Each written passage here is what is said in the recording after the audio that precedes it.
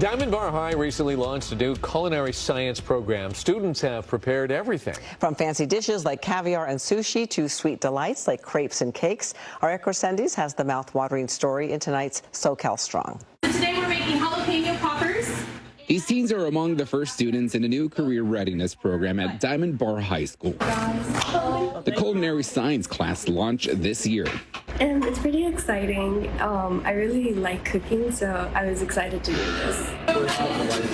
On today's menu, Super Bowl favorites, jalapeno poppers and cowboy caviar. What we're doing is making like quick, easy snacks that fit with hosting parties, things that you can make in bulk, things that you can make to cater to a whole bunch of people. After one semester in the program, students say they've picked up new kitchen skills. Some are taking those skills outside of the classroom and into their homes. Some of those skills can also be applied to daily life.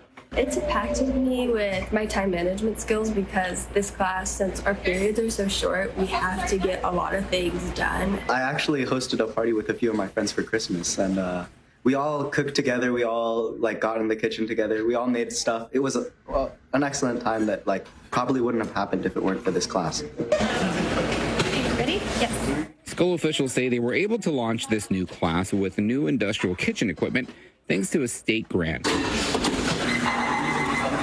While students do pick up new skills in the classroom, they are also exploring the science behind cooking. Some say this class has helped them prepare for future careers. I always wanted to study culinary a little bit. I think that being able to cook and provide for yourself is one of the great pleasures of life. I really enjoy food myself, and so I think this just further cemented that in my life.